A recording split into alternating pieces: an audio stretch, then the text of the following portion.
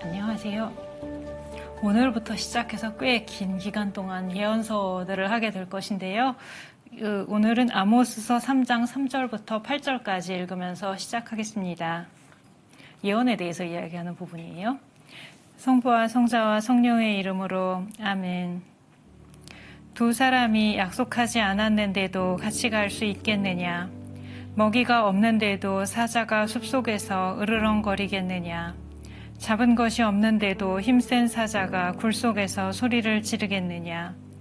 미끼가 없는데도 새가 땅에 있는 그물로 내려앉겠느냐? 아무것도 걸리지 않았는데 땅에서 그물이 튀어오르겠느냐?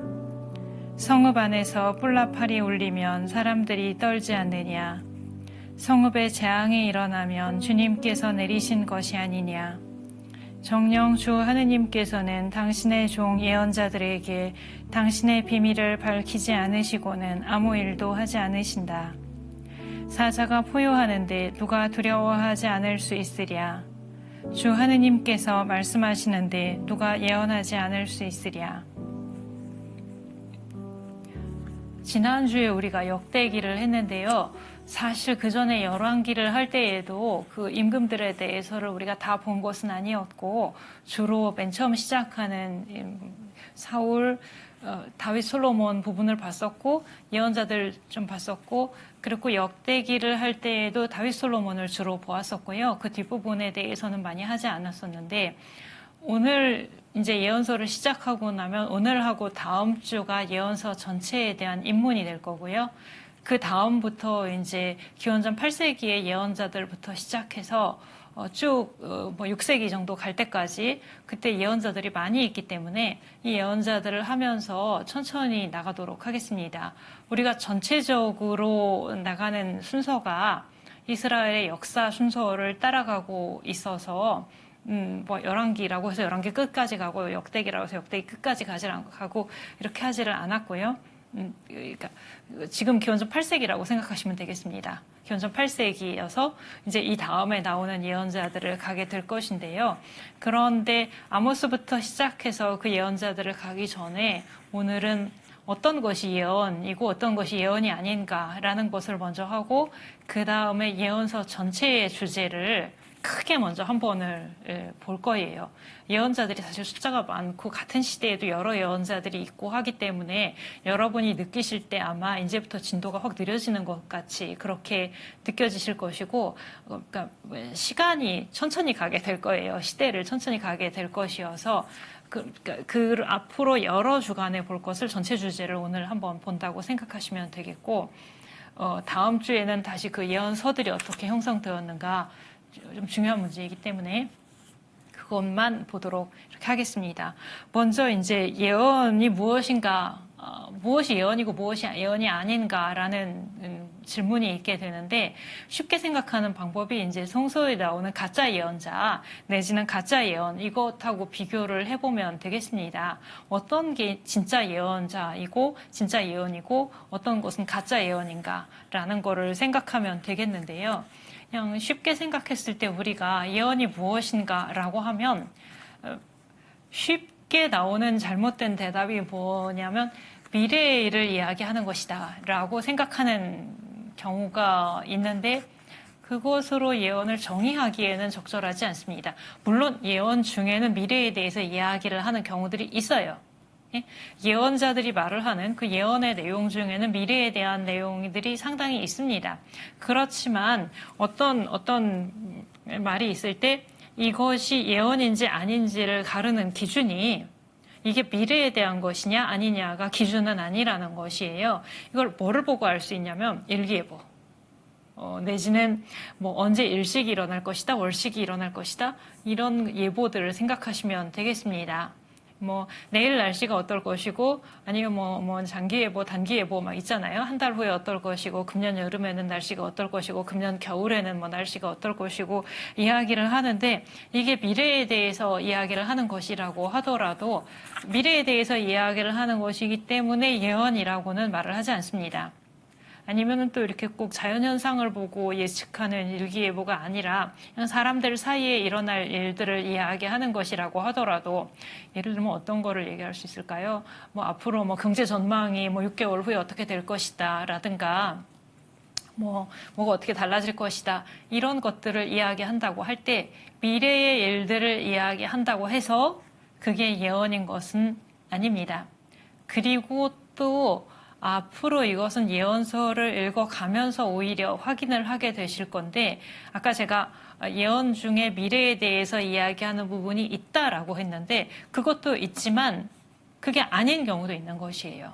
성서에 들어있는 예언 중에서 진짜 예언인데 미래에 대한 이야기가 아니고 그게 현재에 대한 이야기인 경우도 사실 있습니다.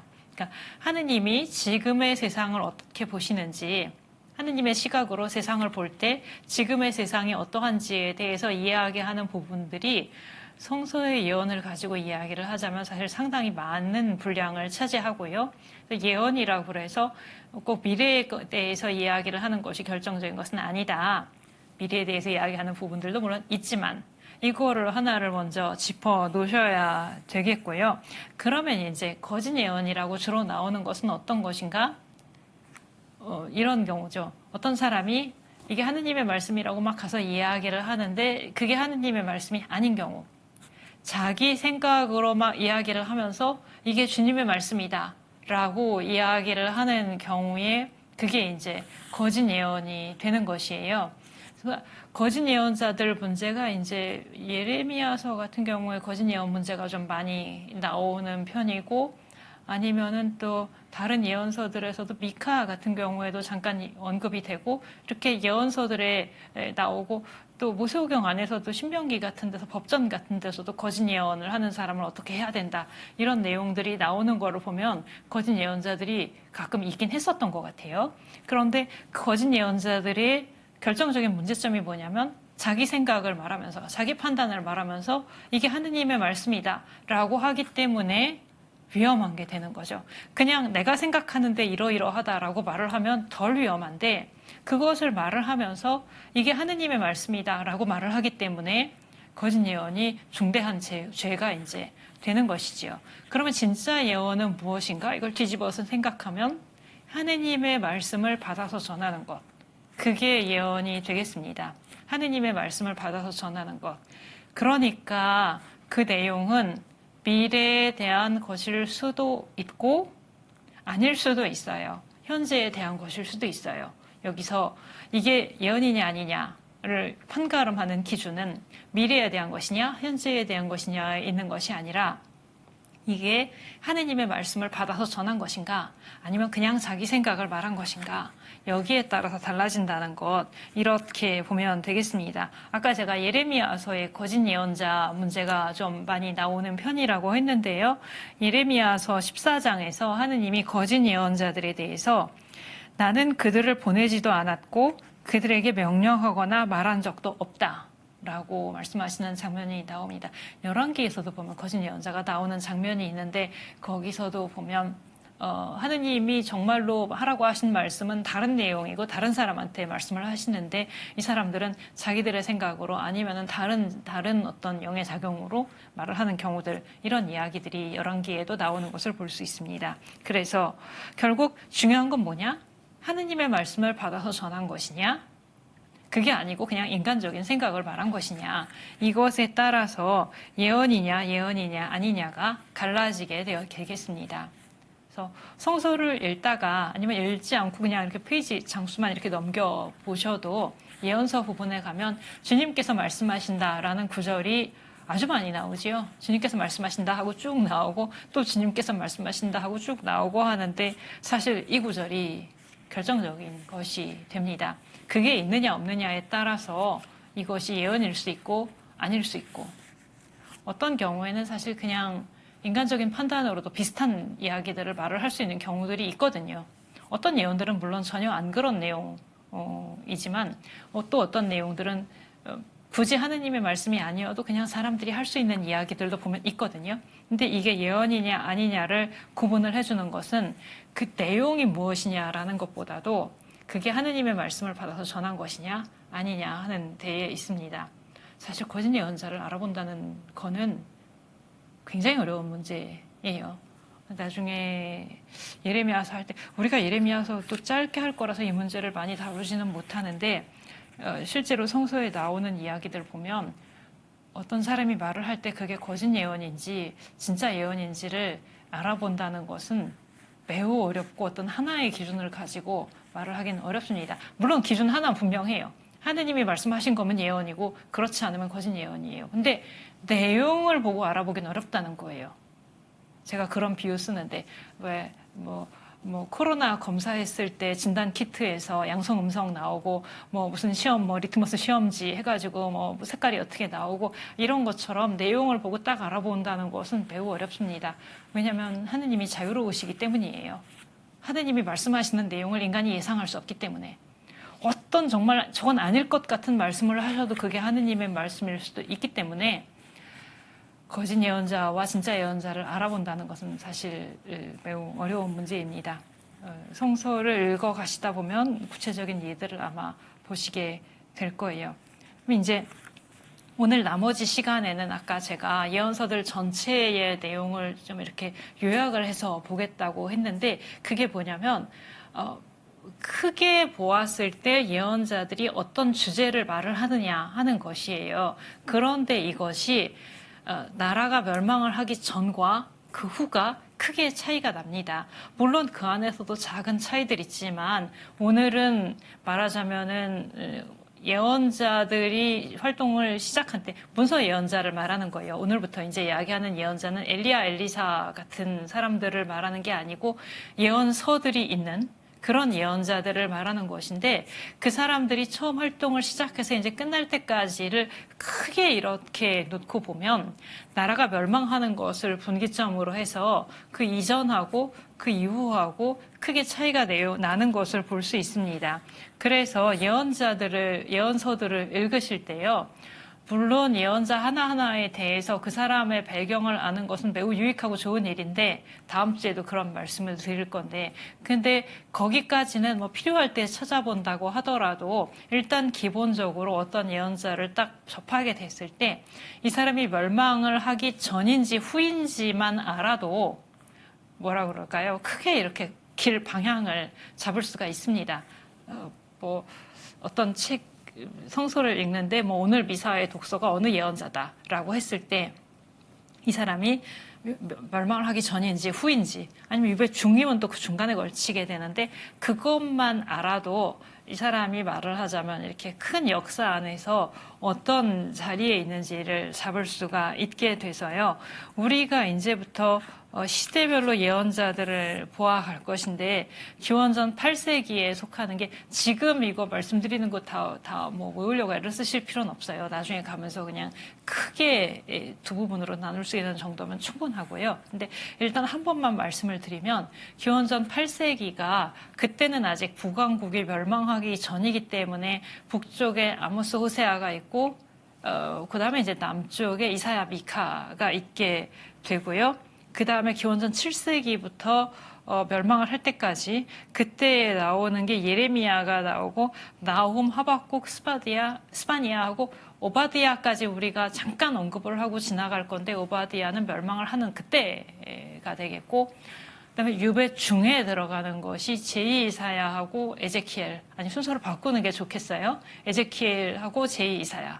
에제키엘은 유배 초기이고 제2이사야는 유배 끝 무렵이어서 이렇게 되고 유배를 갔다가 돌아온 다음에가 이제 다른 예언자들 여러 예언자들이 들어가게 돼서 제3이사야, 학가이, 스가랴, 요엘, 요나, 말라키 제가 빨리 말씀드린 거는 그냥 여러 명이다 이렇게 생각하고 지나가시면 되겠고 그 다음에 마지막에 이제 기원전 2세기에 가서 다니엘서가 있게 되는데 다니엘서는 시대도 차이가 많이 나고요.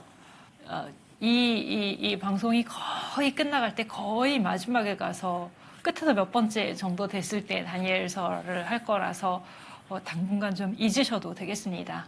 그리고 책의 성격도 사실 달라요. 목시문학이라서 다니엘서 좀 빼고 생각하시면 되겠고 이렇게까지가 이제 예언서들이 되겠습니다. 어떤 경우들은 연대가 그렇게 정확하지 않은 예언자들도 있고요. 또 한 가지의 어려움은 예언서가 하나가 있다고 했을 때 그 책이 그렇게 단기간에 완성된 책이 아닐 때, 그러니까 후대에 첨가된 부분들이 거의 다 있고요. 웬만한 책은 다 나중에 첨가된 부분들이 있고, 이사야서 같은 경우에는 크게 아예 세 부분으로 세 시대에 걸쳐서 형성된 경우도 있고, 이래서 이 연대를 이야기하는 것이 뭐라 그럴까요? 위험성도 있기는 해요. 예를 들어서 어떤 예언자, 그럼 이 사람 기원전 몇 세기라고 딱 알고 있는데 그 예언서의 막상 어떤 부분은 그보다 훨씬 늦은 시대의 것일 수도 있거든요. 그런 가능성들이 언제나 도사리고 있다라는 것을 약간 경계를 하면서, 그래도 대략 멸망하기 전의 예언자들과 멸망한 후의 예언자들이 있는데 내용이 크게 다르다. 이 정도를 지금 하시면 되겠고, 이어서 이제 그러면 멸망하기 전의 예언자들은 어떤 이야기들을 했고 멸망한 후의 예언자들은 어떤 이야기들을 했는지를 보도록 하겠습니다. 예언자들이 하는 일은 이미 우리가 신명기 끝난 다음부터 벌써 이런 모습들이 나타났는데, 모세가 말한 대로 율법대로 하느님께 충실하게 이스라엘이 잘 살았는지 아닌지 그것들을 말해주는 것이었어요. 임금들 옆에 있었던 예언자들이 사무엘 옆에서 사울이 있었고, 다윗 옆에 나탄이 있었고, 아합 옆에 엘리야가 있었고, 그 예언자들이 했었던 역할들도 비슷한 것이었지요. 임금들이 모세의 율법에 충실하고 하느님께 충실하고 그 길을 오른쪽으로도 왼쪽으로도 벗어나지 않고 잘 걸어갔는지, 그러지 않을 때 이제 옆에서 예언자들이 일깨워주는 것이었는데요. 지금까지 보았었던 예언자들은 그렇게 주로 어느 한 임금에게 이야기를 하는 것이었다면, 이제부터 나올 예언자들은 이스라엘에게, 여기서 말하는 이스라엘은 북왕국 이스라엘인 경우도 있고, 북왕국 남왕국 전체를 가리키는 그런 이스라엘인 경우도 있고, 이렇긴 한데 그냥 대략 이야기해서 이스라엘이라고 그냥 그 표현을 정확하지 않지만 그냥 사용하겠습니다. 말하자면은 민족 전체가, 나라 전체가 하느님께 충실했는지 아니었는지 이것을 깨워주는 역할들을 많이 하게 되는데요. 멸망하기 전까지 예언자들이 하는 것은 주로 심판 선고입니다. 주로 심판 선고. 아까 조금 전에 말씀드린 것처럼 특히 이른 시기에 예언자들이 주로 하는 것은 이스라엘이 충실하지 않았을 때, 임금들이 충실하지 않았을 때 그것을 일깨워주는 것이기 때문에, 모세는 하느님께 충실하라고 이야기를 했는데, 한 분이신 하느님께 충실하라고 이야기를 했는데 이스라엘이 그대로 잘 가고 있는지 아닌지, 지난번에 보았었던 엘리야 같은 경우도 아주 바알이 하느님이라면 바알을 섬기고 야훼가 하느님이라면 야훼를 섬기시오라고 아합과 이세벨과 또 북왕국 이스라엘의 백성들에게 이야기를 했었잖아요. 예언자들이 말을 하는 것들이 대략 그 비슷한 내용들이 됩니다. 근데 이스라엘이 되게 충실하지 않은 상태일 때 말들을 하기 때문에 내용이 아까 심판선고라고, 심판선고, 제가 즐겨 쓰는 표현으로 말씀드리면 그러다 망한다라고 저는 그렇게 이야기를 합니다. 그러다 망한다, 그러다 망한다, 그러다 망한다 라고 하는 거예요. 제가 그러다 망한다라는 표현을 좋아하는 이유는, 그러니까 제가 이게 방송이지만 계속 이 표현을 저는 아마 쓸 건데 이유가 있어요. 그러다가 망한다라는 것은 문제가 어디에 있는지가 분명히 있습니다. 그러다가 망한다. 주어가 있는 문장이에요. 생략돼 있지만 그 주어는 너거나 이스라엘이거나 유다이거나 어쨌거나 인간이죠. 인간들 편에서 그게 개인이든 이스라엘이든 유다든 임금이든 누군가가 잘못 살고 있기 때문에 그렇게 가다가는 망한다는 거예요. 말하자면 심판선고라고 보통 요약을 해서 말을 하는데, 그 심판의 원인까지가 그 안에 들어있는 거죠. 그러니까 예언자들이 심판을 선고한다 그럴 때 그냥 단순히 앞으로 얼마큼 시간이 지나면 멸망할 것이다, 이렇게 일기예보하듯이 이렇게 말을 하는 것이 아니고, 네가 이렇게 살고 있기 때문에 그렇게 계속 살다가는 멸망할 것이다 라고 이야기를 합니다. 그냥 인간들한테 멸망할 것이다 라고 이야기를 하면 안 믿어요. 왜냐하면 자기는 잘 살고 있다고 생각하기 때문에, 지금 멸망할 위험이 아니라고 생각하기 때문에, 지금 우리가 잘 살고 있고 이대로 우린 계속 살 것이다 라고 사람들은 생각을 하기 때문에, 노아의 홍수 때도 사람들이 홍수가 날 거라고 생각을 안 했잖아요. 배에 들어간 건 노아의 식구들만 들어갔잖아요. 사람들은 멸망할 거라고 생각을 안 해서 안 믿습니다. 근데 예언자들은 네가 이렇게 하고 있기 때문에 멸망할 것이다 라고 이야기를 하지요. 그러다가 이제 멸망을 합니다. 예언자들이 경고를 한다고 그걸 듣고 안 망하는 것이 아니고요. 다 그대로 그 길을 가다가 멸망을 하게 됩니다. 그럼 멸망을 하고 나면 그 다음에는 무슨 이야기를 하는가? 구원을 선포하게 됩니다. 유배 중에 바뀌어요. 에제키엘 같은 경우가 보면 완전히 멸망하기 5년 전에 활동을 시작해서 멸망하고 15년 후까지 활동을 하는데 중간에 내용이 바뀝니다. 멸망을 딱 하고 나면 그때부터 구원 선포예요. 근데 멸망하기 전 예언자들이 말을 했던 것이 그러다 망한다 였고, 그러다가 망했는데 어떻게 구원 선포가 가능한가? 아까 멸망을 선포할 때에는 그러다 망한다의 주어가 있고 그게 어떤 인간이고 그게 멸망의 원인이라고 말씀을 드렸습니다. 그러니까 인간 편에서 어떻게 하고 있기 때문에 멸망을 하는 거예요. 근데 구원을 선포할 때에는 인간 편에서 어떻게 하고 있기 때문에가 아니에요. 인간 편에서 어떻게 하고 있는 것은 그렇게 크게 달라지지 않거든요. 근데 그때 가서 구원 선포가 어떻게 가능한가? 그때는 하느님 편에서 베풀어 주시는 구원, 선물로 주어지는 구원, 이렇게 바뀌게 됩니다. 그래서 뭐라 그럴까요? 쉽게 이야기를 할 때에는 멸망 전에는 심판 선고를 하고 멸망 후에는 구원 선포를 한다고 이야기를 하는데요. 그렇게만 말을 하면 좀 많이 부족해요. 저는 뭐를 강조하고 싶냐면, 예언자들이 심판 선고를 할 때에는 그 이유가 인간 편에 있고 구원 선포를 할 때에는 그 이유가 하느님 편에 있다는 것, 하느님 편에서 베풀어 주시는 구원이라는 것, 이것을 강조를 하고 싶습니다. 오늘 앞으로 길게 나올 예언자들의 활동을 전체적으로 보는 것이라고 했는데요. 이스라엘이 멸망을 겪는데 그 멸망이라는 것이 완전히 모든 것이 끝나고 하느님과의 관계가 끊어지는 그런 멸망이 아니었고, 오히려 그 멸망을 통해서 구원에 이르게 됩니다. 앞으로 제가 많이 할 말이에요. 멸망을 통한 구원. 이거는 예언자들의 활동이 다 끝날 때쯤 되면, 그러니까 예언서를 쭉 하고 나서 끝날 때쯤 되면 그때 가서 돌아보면 멸망을 통한 구원이었구나라고 그때 가서 이렇게 보이게 되는 주제이거든요. 근데 이렇게 생각하시면 좋겠습니다. 돌아온 아들 이야기 있잖아요. 돌아온 아들이 집을 안 나갔었으면 좋았겠죠. 집을 안 나갔으면 재산도 안 날렸을 것이고 그렇게 고생도 안 했을 것이고, 근데 집을 나가서 다 잃어버렸을 때 아버지가 어떤 분이신지를 알게 되잖아요. 그때 집에 돌아왔을 때 나는 이제 아버지의 아들이라고 할 자격이 없습니다라고 생각을 했는데, 아버지와 나의 관계가 끊어졌다고 생각을 했는데 집에 돌아와서 보니까 끊어지지 않았었다는 거를 확인하게 됐을 때 그때 이제 구원이 되는 거잖아요. 그것과 마찬가지로 이스라엘도 멸망을 안 했으면 좋았겠죠.